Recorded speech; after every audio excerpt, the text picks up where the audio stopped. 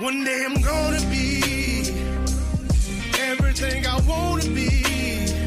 I don't let it get the most of me. One day I'm gonna be free. I wanna be everything I'm gonna be. My future right in front of me. One day I'm gonna be free. I wanna be free. To let me be free.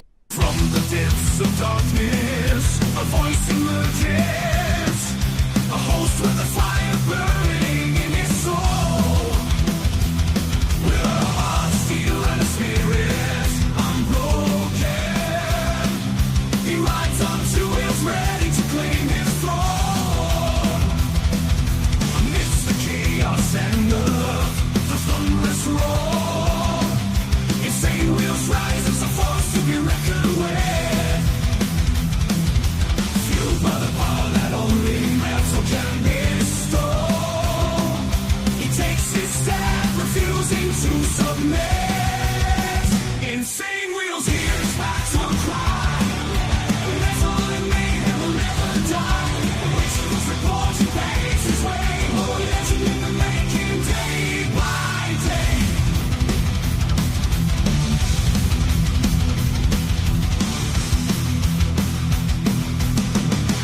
Man, oh man, what a freaking Monday morning to, wake up to. Much love, honor, respect to everybody in the building, man.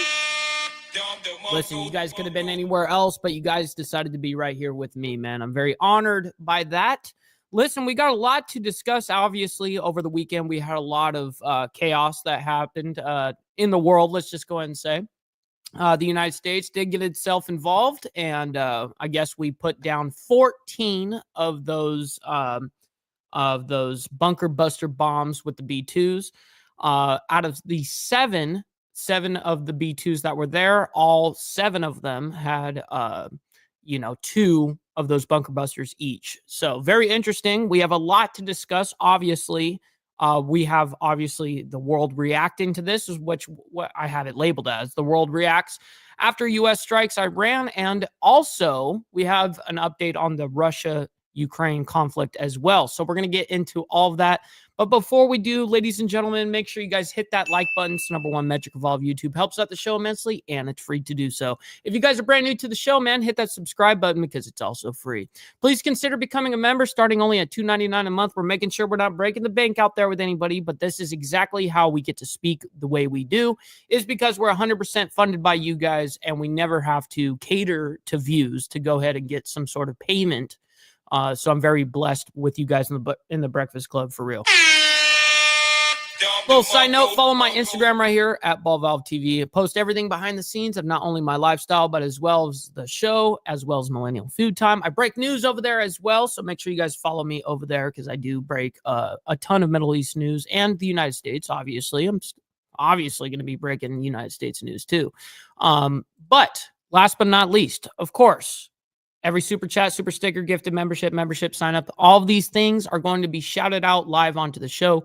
But if you guys would like to skip that YouTube 30% brutal cut that they take, we have these platforms scrolling for the remainder of the show. And of course, I'll shout you and your message out over there. I have it up and ready to go right now. So I'm looking at it. So if anyone sends anything, and I will be able to see it right away.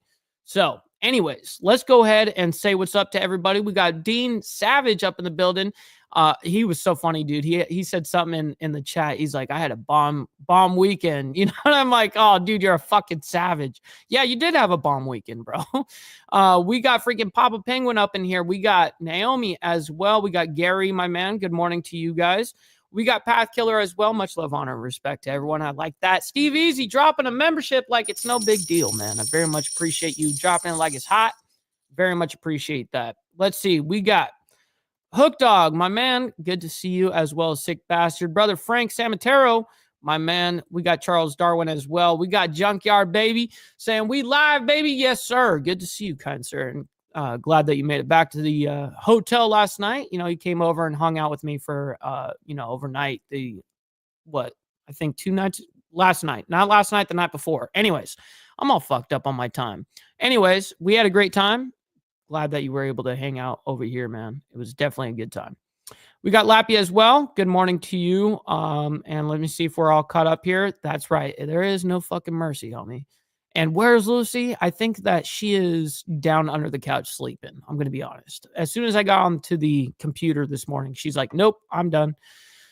Oh, yeah, that's right. All you pocket watchers get a raffle ticket from Brother Lee if you can. Yes, that is very true. As well as we have the 4th of July around the corner, ladies and gentlemen. We have the 4th of July party that we're going to be doing, the weekend on Insane Wheels Network. It's going to be a great time with all the legends, man. So if you guys would like to, if you can't be there or whatever the case is, you guys want to participate still, we have a GoFundMe link specifically for the party because it's costs a lot of money to, do a full-on weekend party.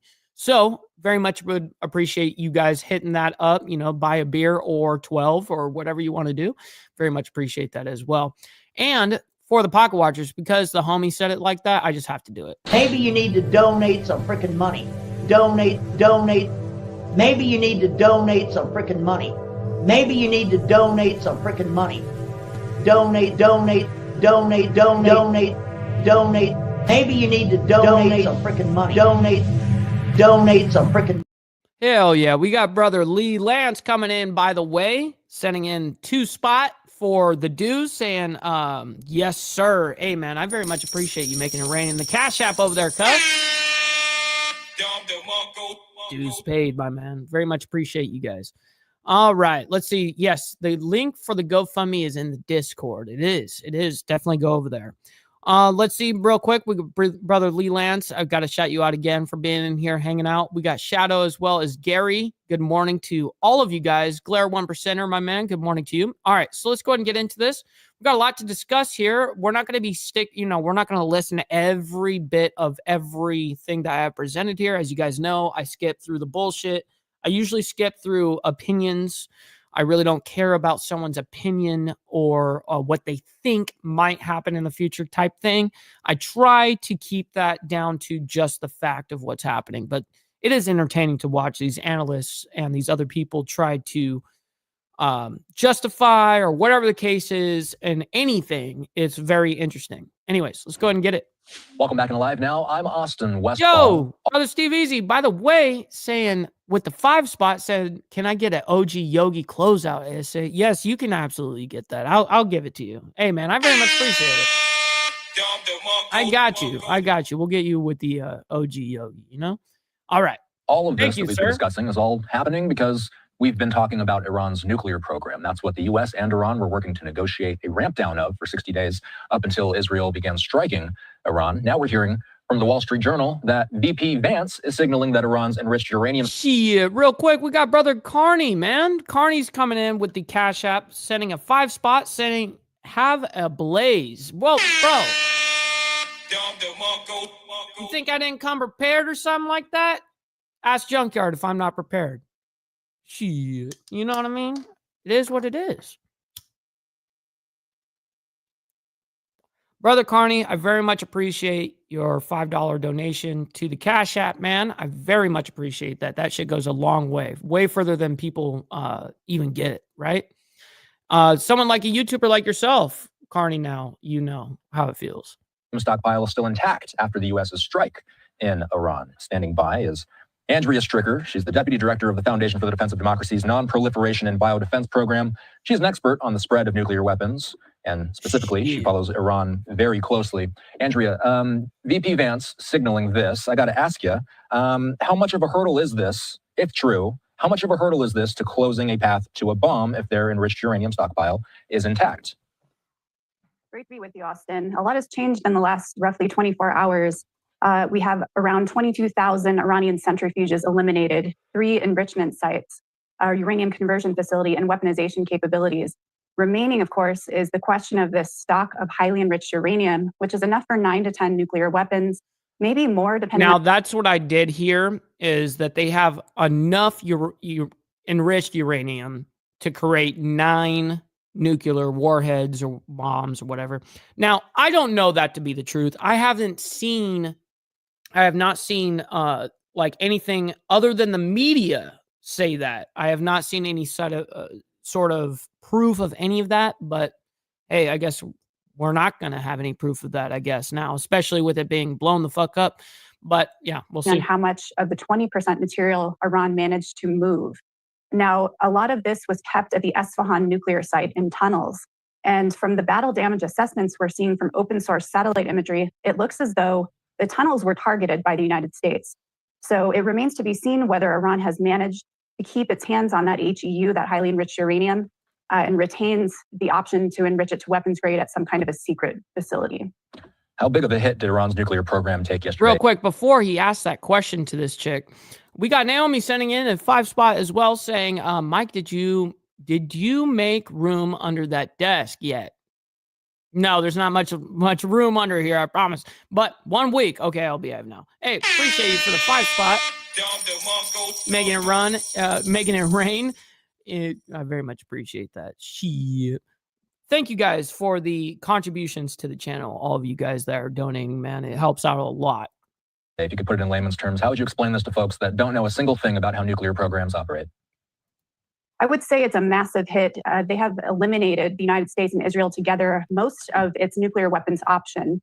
And so while we're talking about this question of where the HEU is, we can at least be a little bit confident that they don't, in the short term at least, likely have the ability to weaponize the material. So how is it making uranium that is enriched higher than weapons grade? I thought nuclear, like, weapons grade is 90% or higher, like 90% or higher. I heard that they were at like a 61% enriched. That's what I don't know I honestly don't know. I'm just repeating back what the mainstream media has mimicked and talked about because I don't have any of these actual facts. I wish we actually had proof of these things, but that's what makes this shit kind of hard. But Sick Bastard says 60%. Yes, sir. Weapons grade is 70% or higher. Got you for weapons. I thought when it gets to that nuclear level, I thought it was 90%. I thought that's what that was. So maybe you guys can let me know what I was thinking. Create or construct a nuclear device. Israel had already hit all of the weaponization facilities, equipment, and around 14 nuclear scientists that it knew about prior to the U.S. strike. So while we do need to see what the battle damage assessment looks like and account for remaining hidden assets, at least in the short term, they likely wouldn't be able to sprint to a nuclear weapon. Whoa, Naomi dropping it like it's hot for real over here, dropping 5 gifted memberships. Holy shit. Really making it rain out here. Naomi, I very much appreciate you. And yes, we're going to be doing a membership drive, by the way, this Friday. I announced that, I think, on members only, I think on Saturday, or it was on Friday. I can't remember, but I said it briefly. But I don't like popping things on people, so I like giving people like a heads up of why and what we're doing, whatever. So we're going to be doing a membership drive here this Friday. So it's going to be a great ass time. For anyone that usually sends in like donations and all that stuff, I very much appreciate that. But on a membership drive specifically, hold those donations and use the same amount of money that you would on a donation on gifted memberships or something like that, because that's what we're going to be going for. And I very much appreciate all of your guys' contributions. But Naomi, thank you for making it rain on everybody. If you guys got a gifted membership, make sure you guys thank the people that are gifting them out, because they are not free, man. The nuclear scientists being targeted. How expendable are nuclear scientists? If those minds get eliminated, how easy is it to get something like that back? That's a great question. And so in Iran, there are very few scientists that have expertise from the nuclear weapons program that Iran had up until mid-2003, which was called the Ahmad Plan. And so a lot of these senior people, in their middle age, some of whom were working on new nuclear weapons activities. Yo, real quick, chatting with Stacks. Good morning, kind sir. Good to see you. Really represent a brain trust of knowledge in the country. Certainly, they have trained people below them, but in the short term, the medium term, it really, I think Israel and the United States think it did significant damage to the regime's ability to weaponize in the immediate term. So what we're looking at on the screen are the three facilities that the U.S. struck yesterday, about 24 hours now ago at this time. Okay, so the 3 that were hit here, Fordo, Iran's most critical nuclear site, by the way. And then it says struck by U.S. bunker buster bombs. Then Isfahan, I don't know how to say that correctly, but nonetheless, believed to be a repository of near bomb grade nuclear fuel. And then Natanz, Iran's largest uranium enrichment center, previously damaged by Israeli attacks. Now, I can't remember. Can somebody in the chat, I know someone in the chat's going to know this. Can somebody in the chat let me know which one of these is the supposed in the mountain where we were using these bunker busters primarily? Because I know the southernmost, I think, was actually, there was actually a combination of U.S. shooting missiles from the Red Sea down south at the exact same time that these B-2s were dropping against the side of that mountain. So anyways, back to this. Fordo is the one we've been discussing the most. That was I was the going most to say, critical. what city, which name is the mountain that we did that on? I wanted to ask that question. You know, which one of these? Nuclear site. Natanz was Iran's largest uranium enrichment center. Isfahan is believed to be a repository of near bomb grade nuclear fuel. Andrea, let's say the U.S. Strikes again. President Trump has said it's possible. Wow, I did not know that. So U.S. DOE and IAEA defines weapon grade uranium at 90 plus percent and highly enriched as 20% plus. The definitions can be confusing. Yeah, definitely. I'm thinking highly enriched is being where we're talking about 90. Well, they're trying to get to that 90% tile. You know what I mean? But I don't know. Iran doesn't Makes come to the sense, negotiating though, what table. you're saying here. What might be the other obvious high-profile nuclear targets, if there are any, beside the 3 that we're looking at on the screen here? Apart from a hidden enrichment plant, which is always a possibility, he could be looking at additional weaponization facilities. And then there is this question of a hidden mountain facility next to the Natanz complex. And it's buried next to the Natanz complex? Even more deeply than the Fordow plant, so around 100 meters below the mountain. It's called Mount Calling Gazla, or Pickaxe Mountain. No, it wasn't suppository, was it? No way. Stop the cap. And that's a concern because Iran Stop the cap. was about to start up this facility. The latest assessment we have is that in April, it was nearing completion, and it likely would have the floor space to house even more centrifuges. Okay, so it is Fordow. That was the main spot that I was asking the question about. Got you. Than the 3,000 centrifuge plant at Fordow. And it might even be more difficult for the United States to destroy. It could even be impenetrable. And so we need to know if this facility is in play right now. And if it is, then we definitely would need a follow-up B-2 strikes if the Iranians start to bring it online and do any kind of nuclear weapons activities in that Christopher plant. Collins, good morning. So Iran has denied that significant damage was done to Fordow. Is there any room for any bit of truth in that? What level of certainty do we have? What's up, brother Beezer? Good morning. That the 6 bunker buster bombs, the 30,000-pound bombs that were that struck Fordow, how certain are we, and how do we know that, in fact, it did destroy that facility? Or I did not see that, but I don't believe that to be true. I don't. Putin doesn't want this smoke. You know what I mean? He's not going to go down for Iran, and I think he's made that clear. You know what I mean? For sure. Anyways, back to this. Actually, let me see. I really don't care about what this chick's rest of her analysis is, to be quite honest. We're just going to go ahead and move on. Okay, so real quick, I'm going to break the news. Well, like break up the news, not breaking news. But it is somewhat new news. Absolutely happened like last night, early this morning, whatever. I have it right here. We're going to bring this up. We're going to move into Russia, Ukraine real quick. This was breaking 6 hours ago. Okay, so Russian attacks on Ukraine kills 9, injures dozens. I have no idea what is happening currently, so we're going to find out. We are following Together. some breaking news as it relates to international headlines. I want you to take a good look at your screen. This is the latest video we are getting as it relates to the conflict with Ukraine and Russia. Take a look. The latest information coming from the Associated Press this Monday. They report a Russian drone and missile attack on Ukraine's capital overnight killed at least 9 people and injured others. This coming from local officials as rescue workers and firefighters sought to remove people they believe are still trapped under debris in a partially collapsed apartment building. As you can imagine, this is a developing story. We're also learning elsewhere in Ukraine, a Russian short-range drone attack killed 2 people and wounded 10 more in a region that happening late Sunday night.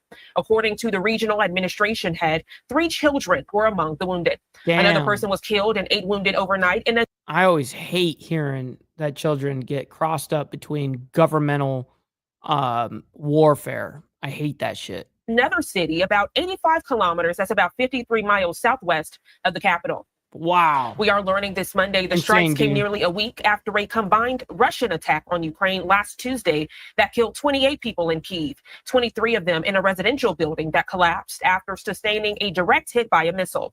Ukraine's President Volodymyr Zelensky calling that attack one of the biggest bombardments of the war, now in its 4th year.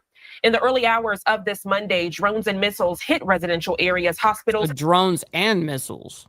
and sports infrastructure in numerous districts across Kyiv. And that's what you're seeing on your screen at this hour. Emergency services What are still they fucking targeting? What is Russia targeting? at the scene, with the most severe damage occurring in a district where one section of a 5 You're just targeting a fucking what are you, Iran? story apartment building collapsed. And that's what you're seeing on your screen at this hour. We are actually now getting a live look that I want to transition and show you as we hit 4 o'clock here on the East Coast. And you can see those emergency services officials that I share with you that are still combing through the debris, making sure no one is trapped underneath. Kyiv's mayor saying at this time, 9 people are confirmed dead from this district, 10 others, including a pregnant woman, rescued from a nearby high rise that also sustained heavy damage in the blast. We're also learning dozens of vehicles. Well, I hope the baby's okay. If she survived, I hope the baby survived. For fuck's sake. Some burned out and others mangled by flying debris from the blast, formed a snarl in the courtyard in front of the building, which had collapsed down on the 2nd floor. Onlookers, some wrapped in blankets, we're learning, had tears in their eyes as the cleanup operation took place. Dozens of volunteers working to remove broken glass, down tree branches, and other debris. And again, you are getting that live look there. We do know Russia has fired a total of 352 exploding drones and decoys overnight. Ukraine's Air Force confirming this information to the Associated Press. They go on to say Russia also launched 11 ballistic missiles and 5 cruise missiles. Air defenses intercepting or jamming 339 drones and 15 missiles before they could reach their targets. Meanwhile, Russia's defense ministry is saying its air defenses shot down 23 Ukrainian drones overnight into this Monday. So a lot to dissect and discuss. But real quick, before we go into the next section, because I see this, I want to see what this is. And now we are following some breaking news as relates to the conflict with I want to see when this was posted. Okay, 6 days ago. Okay, so all right. So I just want to make sure we're completely. This one 6 hours ago. That last one 6 days ago. I'm not going to play something 6 days ago. All right, so let's go ahead and move back into Israel and Iran and their conflict. Tehran's Evin prison hit by Israeli strike. We're going to go ahead and bring that up right now. Boom. All right. We are following some breaking news. I want you to take a good look at your screen. Moments ago, we did share this with you, learning the very latest from Israel Defense Forces. Okay, so just for context, this came out 4 hours ago. Okay. They post this on X. They do say sirens were sounding nationwide as Iran launched another missile attack. Well, we're getting a live look this hour at the aftermath of that missile attack. Take a good look at your screen. We are learning this is a live look, the aftermath of the site. Hold on, we got a visitor. Come here.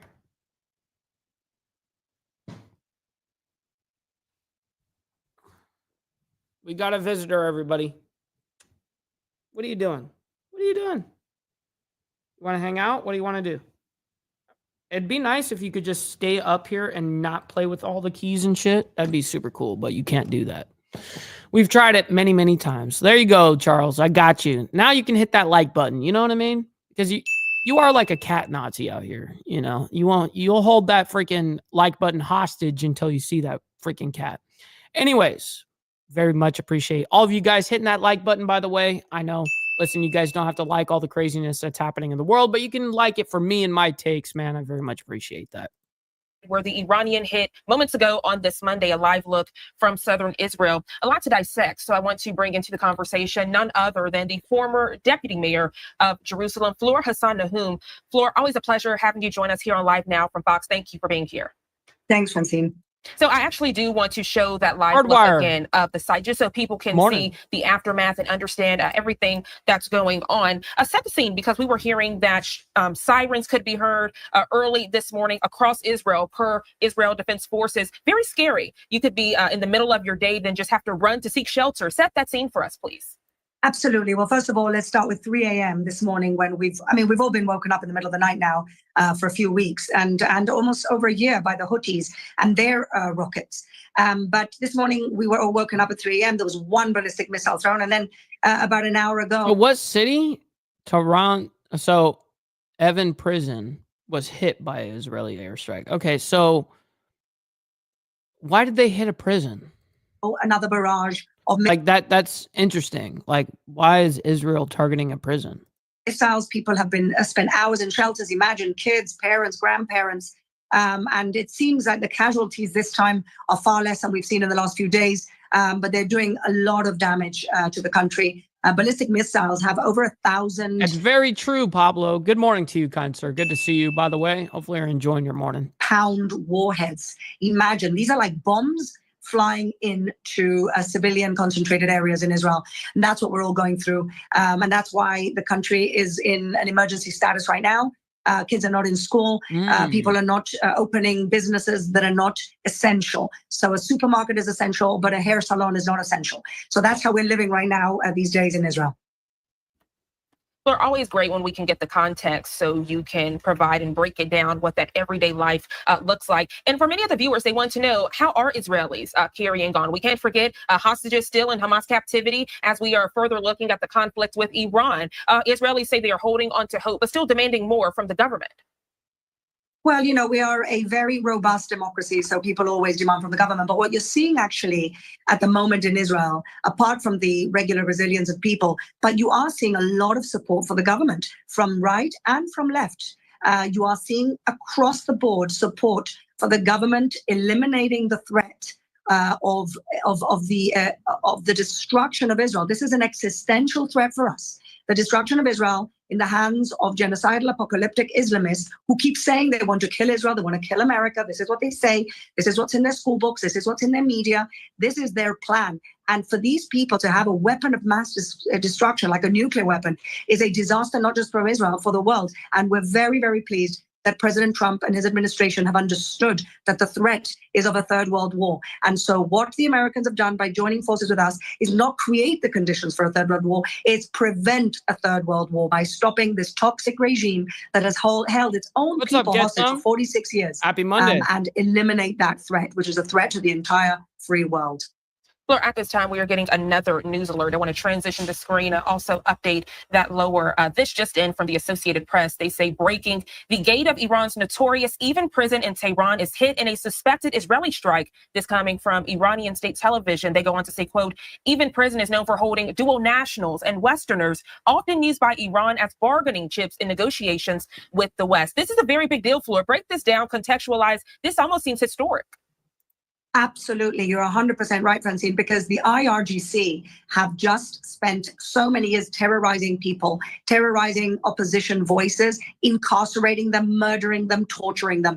If Israel, with what we're doing right now, can help liberate those political leaders that were incarcerated for going against this very toxic regime, this could be the beginning of the end. This could be the revolution that everybody's been waiting for by the Iranians. When all your leaders are locked up, it's very difficult to rebel against the current toxic Islamist government. But this could be the beginning of the end for the IRGC. News has just come in here, Francine, that Israel has also bombarded the headquarters of the IRGC. This is like getting rid of the Gestapo in Germany. It's historic, and I hope for the people of Iran. Good morning, Miss Lotus. By the way, good to see you. Hopefully you're enjoying the cat cam. We got the cat cam live. She's hanging out. Look, she's looking at you. Oh, she fucked up my phone again. There she goes. It's the beginning of their liberation. Fleur, there are questions surrounding this. As you can imagine, what about the safety and security? Is there now a threat to Israel since that gate has been hit? Are prisoners now running free? You know, of course, a lot of unanswered questions, because we did see, if we look back on October 7th, around that first ceasefire, how in order to get some of the hostages, Hamas was demanding that some of the Palestinian prisoners become free. Some of them convicted murderers, rapists, now concerned that maybe since this gate has been hit in Tehran, that some of those prisoners are now roaming free. We just want to understand and contextualize this, please. Not at all, because the prisoners from Evin prison are political dissidents of the Islamic regime. These are artists. These are musicians. These are political leaders, academic leaders. This is the backbone of an alternative government for Iran. And so we're not talking about petty criminals, and we're not talking about any type of criminals other than beating the shit out of my phone. People, leaders of different areas of life that have been incarcerated for having different opinions to the very toxic Islamist regime. So this could be the beginning of the real resistance that gets rid of the Islamic Republic, because ultimately the Iranian people have to decide their own fate, and they have to overthrow their own regime. And these people in the prison could be that alternative leadership. So it's great news. Yeah, as you say that, a lot of people saying that possibly many Iranians are celebrating this news because they felt, for lack of better words, enslaved by their own government. Many of the women in that area saying they felt oppressed, kind of what we've been seeing with what's been happening out in Gaza by some of those, innocent Palestinian people that feel like Hamas is just taking control, taking their basic necessities of food and water. Is that what we are seeing similarly with the Iranian regime? Yes, except that the Iranians have lost hope. 46 years they've been under this regime, and the Iranians have no illusions as to who their regime are. People in the West are saying that the Iranians are not happy about the attacks from Israel and from America, and they're wrong. Well, I would say that there are, I don't know what the general consensus of all of Iranians are, but I don't have a percentage. But I would imagine that there is a percentage, some sort of percentage, that is totally for, what Israel is doing and essentially what United States has done. And they support it. Couldn't be happier. 80-90% of the Iranian people, 80 to 90% is her claim. That's insane. Want the end of this regime that has oppressed. 80 to 90%? Nah. If it were like the Shah, like whatever, they'd be up in the streets by the millions protesting and shit. Them and has bankrupted their country, a country full of natural resources, and it's been bankrupt by this regime investing in nuclear weaponry and investing in the proxies to get rid of Israel. That's the investment of this government, of this regime, instead of investing in its own people. And so people in Iran, this is an opportunity for them to go up and get rid of this very toxic regime. They couldn't be happier, and they see Israel and America as their saviors. People should understand that. The only people who are... Listen, here's going to be my ordeal with this whole thing. Okay, with this whole nuclear ordeal, sure. Go in, get out, destroy their shit. That's it. Boom. It's over. The regime change part, what are we doing? You know what I mean? How well has that worked for us in the United States? How well has regime change? Even the ones that we put in place and then we even fucking paid them. How well did that shit fucking turn out? In between, inside their borders, as long as they're not an existential threat like the nuclear thing, then I don't give a fuck what you do inside your own country. I don't care what you do inside your own borders. I don't care. I don't care what your regime is, as long as you're not a fucking actual threat. Now that's where I'm getting at with the nuclear stuff. I can understand that part, but the regime change, that's the worst thing that we could do. Honestly, that's the last thing we need to do. I've had enough of this chick. We're going to move on into the next ordeal. I'm not going to play this whole thing, but I do have an interesting clip here. So this came out 3 hours ago. Middle East conflict. Iran crown prince plans to lead a, quote, new Iran. So let's go ahead and bring this up and present it live for you guys so you guys can watch it with me. Let's go ahead and do this. Members of the International Press Corps, good afternoon. Thank you for being here today. This is a historic moment for our nation. I will begin with a brief message to my compatriots in Iran in Persian, which I will then translate. همیهنان ایران عزیز ما به جنگی کشیده شده که بانی آن شخص علی خامنه‌ای و فرقه تبهکار و ویرانگر اوست. What's up, Bill Castle? Good morning to you, kind sir. And why did they just change his audio? I guarantee it's going to be fucked now. Just called it. I called it. They should just listen to me. به ورطه نابودی کشانده، زیرساخت‌ها و منابع ملی را به تاراج برده، ثروت ملت را برای ساخت سلاح هسته‌ای هدر داده، امنیت ایران را در هم شکست. All right, so that is the Crown Prince of Iran, Reza Pahlavi, and we are expecting that a good portion of this is supposed to be in English. However, it appears that it is not just yet, but we are going to bring that to you the second that it does go into English. We believe that he is going to be speaking in some other languages as well, as he is over in Paris. I am going to lift up the audio here just so we can listen in, as again, he is expected to transition into English. I don't care about the whole... My fellow compatriots, our beloved Iran has been dragged into a He's speaking English. Devastating conflict, the architect of which is none other than Ali Khamenei and his corrupt, destructive faction. He has driven our nation's economy to the brink of collapse, plundered our national infrastructure and resources, squandered the nation's wealth on developing nuclear weapons, shattered Iran's security, and stolen the sovereignty of the Iranian people. This regime is defeated, teetering on the edge of collapse, and must not be allowed to continue. The time has come to end this ruin and begin a new era for Iran. This is a new dawn for Iran's lion and son. Ladies and gentlemen, over the past few days, I have spoken with people across Iran from every walk of life.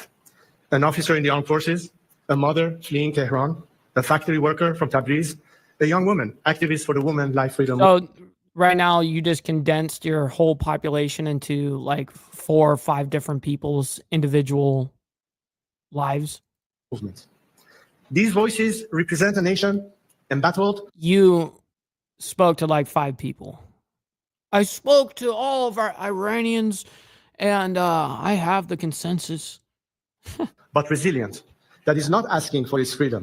It is fighting for it.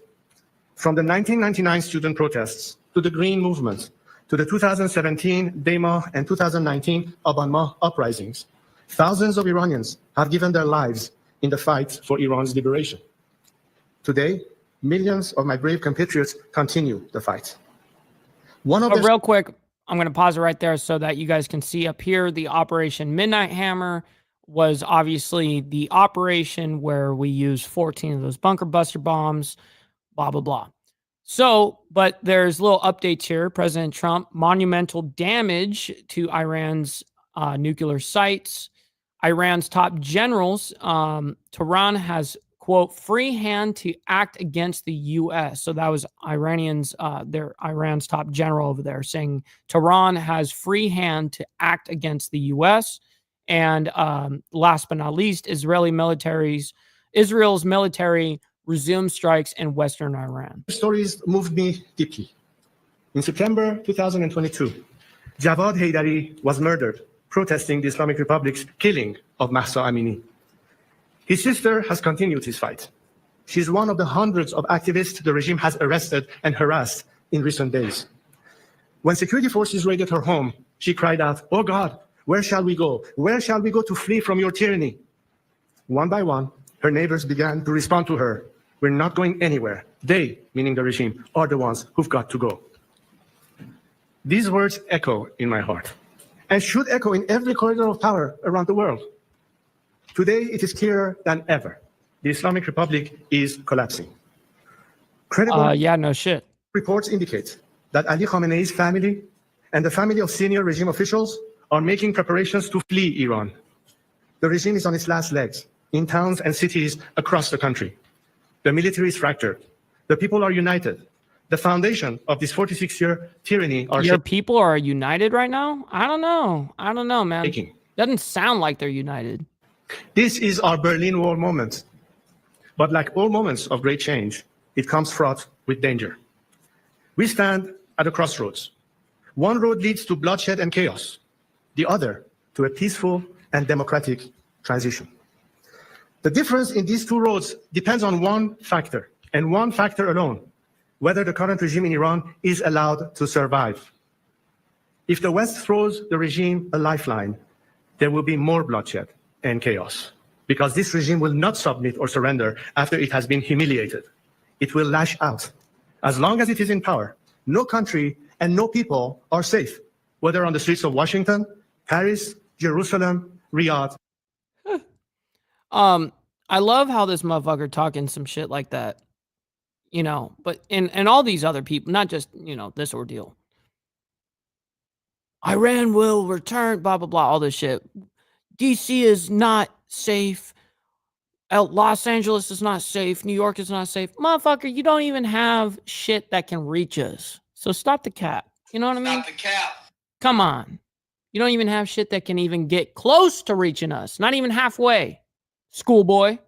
Shit. Sit down. Or Tehran. There's only one way to achieve peace: a secular, democratic Iran. I am here today to submit myself to my compatriots, to lead them down this road of peace and democratic transition. I do not seek political power, but rather to help our great nation navigate through this critical hour towards stability, freedom, and justice. To the people of Iran, I see your courage. I feel your pain. I know you are suffering. Hit the like button, I know everybody. many of you are afraid for your loved ones, your children. Let's get them likes up, man. I very much appreciate the Breakfast Club's laborious work on hitting them like buttons, man. Your future. So I speak to you today with a heavy heart. I worked for years, for decades, so that the scourge of war would never reach the borders of our land. Seeing the images of the people of Tehran forced to flee our beautiful capital, the explosions in Isfahan, the fires along the Persian Gulf, all fill me with pain. But more than pain, I am filled with anger, because this war is the result of the selfishness, hatred, and terror of one man, Ali Khamenei. While he directs this war from the safety of his hidden bunker, he uses our people as human shields. It is time to end the suffering. All right. So today, I have a direct message for Ali Khamenei. Okay. All right. I want to hear that then. I want to hear the direct message. Step down. And talking to the supreme leader right now. If you do, you will receive a fair trial and due process of law, which is more than you have ever given any Iranian. To other senior regime officials, those of you whose hands are soiled with the blood of the Iranian people, you too will have to face justice. But we will not repeat the mistakes in other failed transitions. To those of you who are loyal to the Iranian nation and not the Islamic Republic, there is a future for you in a democratic Iran. If you join the people now, the choice is yours to make. I know these officers, these soldiers, these brave men exist because they are reaching out to me and telling me they want to be part of this national salvation. But now, greater coordination is needed. So to that end, today I am announcing that I am establishing a formal channel for military, security, and police personnel to reach out directly to me, my team, and our expanding operation. Oh, shit. This is a secure platform to efficiently manage the growing volume of inbound communications and requests from those breaking with the regime and seeking to join our movement. For those patriotic members of our armed forces, the time is now to join the nation. If you do, I will make sure your service to Iran is not forgotten and is celebrated. To the international community, now is the moment to stand with the Iranian people. Do not repeat the mistakes of the past. All right. We understood basically where his stance is and what he's saying over there to the supreme leader. All right. So we're going to be bringing up something that happened 2 hours ago, which was just in 2 hours ago. So it was brand new news. Iran's foreign minister meets with Putin in Russia. So let me go ahead and bring that and present that up for you guys right here. And let's figure out what the fuck is happening here. Make sure you guys hit that like button, man. And for all the pocket watchers out there, well, just maybe. Maybe you need to donate some freaking money. Donate. Maybe you need to donate some freaking money. Maybe you need to donate some freaking money. Donate, donate, donate, donate, donate, donate. Maybe you need to donate some freaking money. Donate some freaking. All right, everyone's been brainwashed. I think we're clear. Yes, ladies and gentlemen, we're back and at it. Take a look at this video just coming in as Russian drones and missiles killed at least 10 civilians in Ukraine in nighttime attacks. That is according to local officials, with 7 deaths reported in the capital of Kyiv, where emergency crews raced to find people believed to be trapped under the rubble of a partially collapsed apartment building. You see it right there on your screen. Again, this video here just coming into our newsroom. Russia did fire 352 drones and decoys overnight, as well as 11 ballistic missiles and 5 cruise missiles. That's according to Ukraine's Air Force. Air defenses intercepted or jammed about 339 drones and 15 missiles before they could reach those targets. Now, we also know that Iran's foreign minister had some strong words of warning against the U.S. as he did visit Russia in the hours following the American strikes on those Iranian nuclear facilities. Today, as I mentioned, he is in Russia for a visit with President Putin. Putin saying during that meeting here a short time ago, quote, "This is an absolutely unprovoked aggression against Iran. It has no basis or justification." I want to discuss that. And that's what Putin said.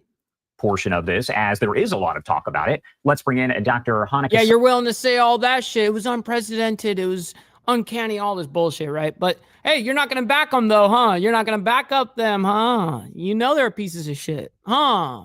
Right. Okay. Got you. So you're just going to say it, but not do anything about it. Right. Saab, an assistant professor for security studies at East Carolina Definitely University. Thank you so much for taking the time to be here with us and discuss this a little bit further. Thank you very much. It's a pleasure to be here. And I did want to ask, these strikes by the U.S. on Iranian nuclear facilities, do they kind of risk putting Russia and China a little bit more against the U.S. overall? Absolutely. It's a great opportunity for China and Russia to sucker the United States into another conflict, a conflict that will be extremely difficult to achieve any political strategic goals in the region. There are common interests between Russia, China, and Iran, strategic interests, and that is the destruction of American hegemony or leadership, the American order as we know it since the fall of the Soviet Union. This has been a long time coming, since the 1990s, when Russia felt increasingly insecure due to the fall of the Soviet Union as the greatest geopolitical catastrophe of the 20th century. And so Russia and China are basically coming together with Iran and North Korea and Venezuela. That's another country that I think a lot of people just simply ignore because it doesn't really present a military threat to the United States. And so when you think about that, it's going to be in the interests of China and Russia to get Iran, to get the United States involved in Iran. And maybe that's why we saw Iran, the foreign minister or a representative of Iran going to Russia, trying to encourage maybe more Russian aggression in Ukraine, possibly launching an invasion through Belarus. I've heard things going on that way.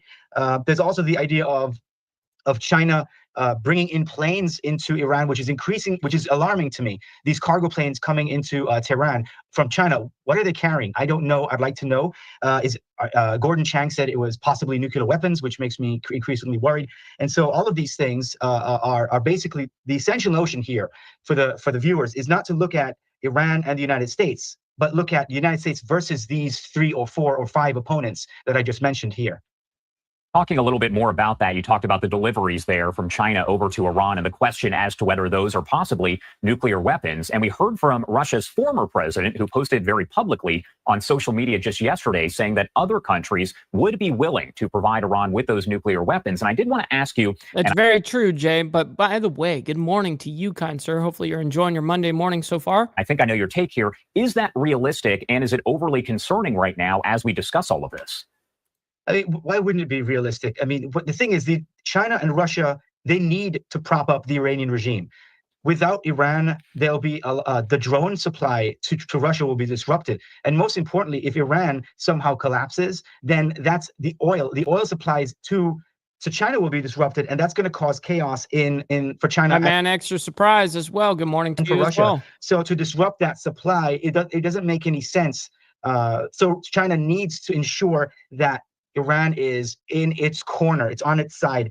And so we must understand that the whole core of all of this is China and its relationship to Iran and Russia. And China needs Russia and Iran to be weak. And even Russia notices and knows this. Even Putin himself knows this very fact. Papa Penguin says, no one is turning nukes over to a state that uses religious nut jobs as proxies all around the world. Yes, sir. W comment, by the way, on that. Yes, sir. Facts. Because that's how you call the shots. You create dependencies out of these countries. So when you need them, they will say, yes, of course, whatever you want. And so when it comes to, I think it's altogether realistic to think that these supplies, the cargo ships, the cargo planes, they could very well be carrying materials that will hurt American soldiers.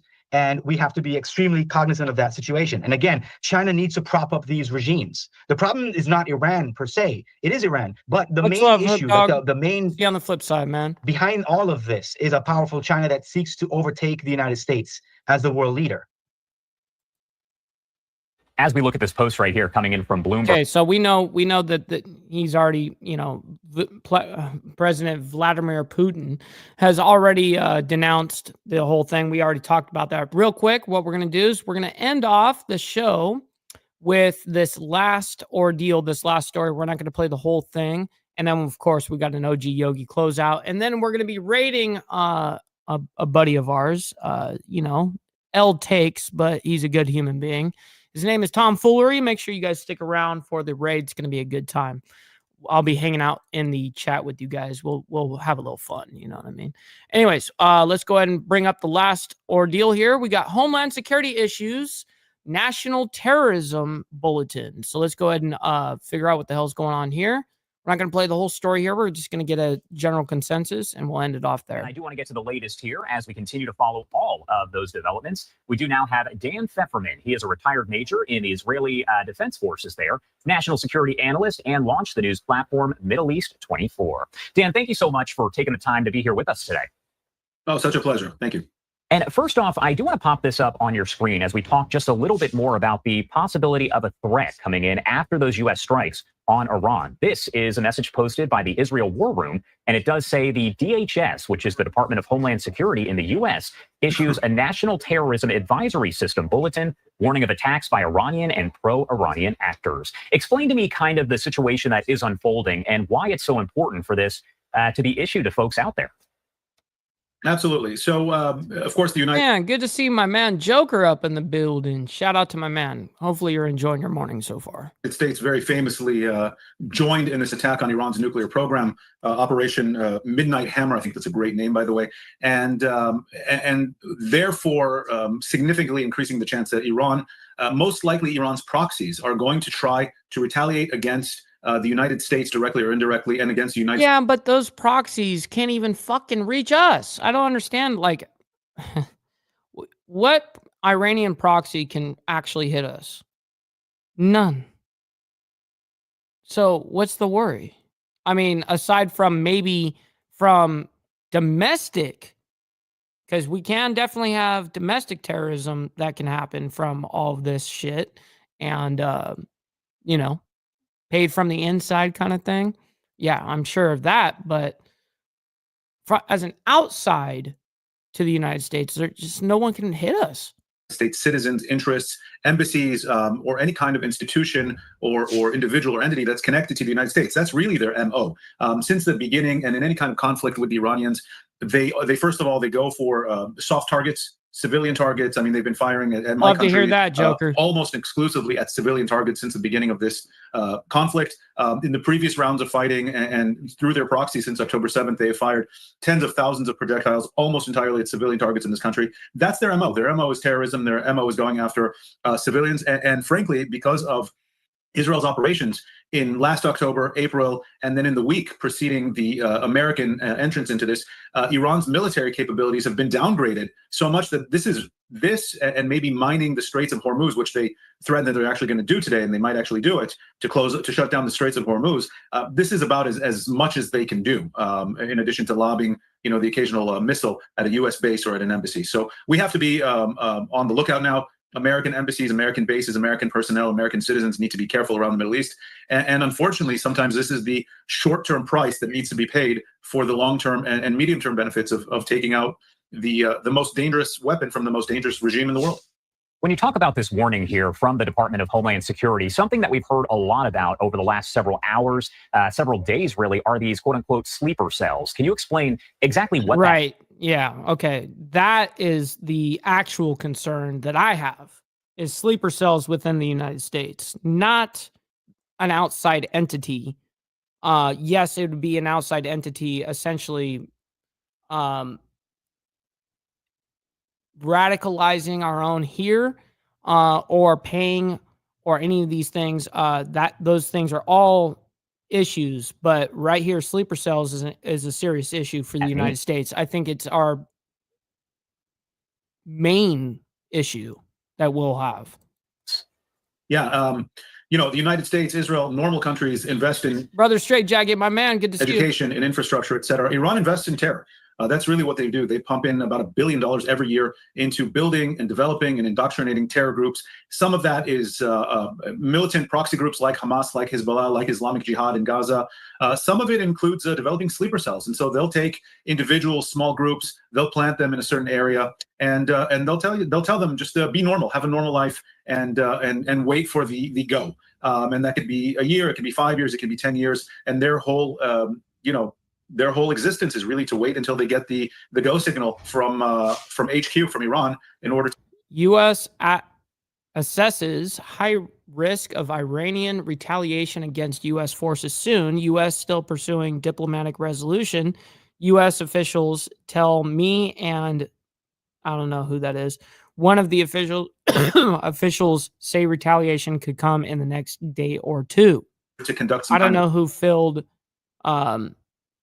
Stewart is. I don't know who he is. Attack. It might be this guy. By being in a sleeper mode. This is a breaking ordeal. I'll just add, by being in a sleeper mode, they go under the radar the entire time they're there. Yeah, and that's, again, a term that's been used quite frequently over the past several hours and days here. And we are actually just getting this coming in from... Gee, what's up, Prez? Hopefully you're enjoying your morning so far. Good morning. Phil Stewart, he is a Reuters reporter, and says, breaking, U.S. assesses high risk of Iranian retaliation against U.S. forces soon. The U.S. is still pursuing diplomatic resolution, U.S. officials are telling him. One of the officials says that retaliation could come in the next day or two. So I did want to ask you here, does Iran have to retaliate? Is there any other option for them? No, they don't have to retaliate. And I love when people are like, no, they have to retaliate. Well, look at how we almost got into war with Iran not that long ago. I mean, what was it? I can't remember the exact date or year or whatever, but they fucked up our U.S. assets out there in the Middle East. They fucked up like 3 bases or something like that. It was fucked up, but they didn't hurt any U.S. citizen. And because of that, United States decided not to go back at them. So you can absolutely not, that is an option, not retaliating. It is an option. At this point. You know, I think the American entrance into this and the communications around it was especially smart. And what essentially the president, the vice president, the secretary of defense were all saying is that this was a pinpoint strike on Iran's nuclear program and nuclear program only. In fact, additional reporting came out last night for Israel, that the United States had even communicated to Iran ahead of the strikes that it was going to attack the facilities and only the facilities. Iran has to make a choice here. Iran is being invited by the United States, by President Trump himself, to come back to the negotiating table, of course, from a place of significant weakness, which the strikes were intended to do, and to reach an agreement of which means the end of hostilities and the verifiable end, unlike the JCPOA, the verifiable end to Iran's nuclear program. It needs to include an end to its ballistic missile program, which the JCPOA did not do. It needs to include an end to the support, financial, military indoctrination support for proxy groups, for militant groups around the region. And if Iran chooses that path, then this can be over. If Iran chooses escalation and terror, then you're going to see a short-term escalation throughout the region. As of right now, all right. I think that's a perfect spot for us to go ahead and end this off. Ladies and gentlemen, make sure you guys stick around for the raid. We're going to be raiding Tomfoolery. Like I said, man, he's got some L fucking takes. Actually, the majority of his takes are L's, but he's a good dude. And, but listen, make sure you guys let him know that we're coming in with the Mike Ball raid, and, we'll have a good time over there. With that being said, ladies and gentlemen, I can't thank you guys enough for being here. You guys could have been anywhere else in the world, but you guys decided to be right here with me. So big W to all of you guys in the Breakfast Club. Make sure you guys hit that like button too, man. It helps out the show way more than people even understand. It's the #1 metric truly of all of YouTube, so it helps out the show immensely. Make sure you guys follow my Instagram right here at BallValveTV, where I post everything behind the scenes and not only my life, but as well as the show and Millennial Food Time. Listen, I also break news over here, world news, geopolitics, all of the great shit that is happening around the world. Not the great shit, right? But I do post all of it, and I break it all over there. So make sure you guys follow me over there. And we have the Discord in the chat. And if you guys are watching this on the playback, make sure to hit that Discord link in the description of every video, man. So much love, honor, respect, everybody. We'll see you guys tomorrow morning for more of the world's madness. Until then, God bless everyone, and we'll see you guys tomorrow. Much love. From the depths of darkness, a voice emerges, a host with a fire burning in his soul. With a heart, steel, and a spirit unbroken, he rides on two wheels, ready to claim his throne. Amidst the chaos and the thunderous roar, insane wheels rise as a force to be reckoned with. Fueled by the power that only metal can bestow, he takes his stand, refusing to submit. Insane wheels hears back to cry. Metal and mayhem will never die. Rituals report he paves his way. More legend in the making, day by day.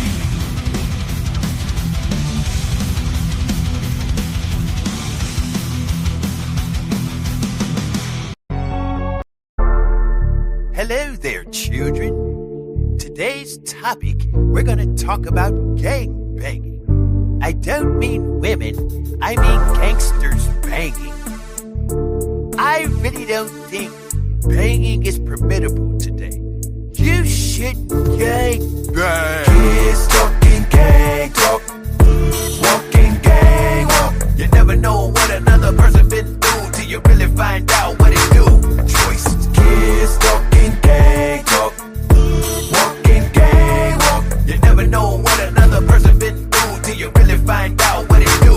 Choices. Look, today's slightly different from the 80s. Separated from greatness, killing up all our babies. Sickening and so degrading, and gripping and blooding daily. Never gonna let this fade me. Your winners done hitting graves. Me still standing, amazing, suffering complications and contemplating, debating, time for retaliation. You new to this banging, you're quick to join in the game when you don't even know the half about what set you be claiming. All these new fools, new crews, bloody blue shoes, so woo. Hang yourself with a loose noose, no truce.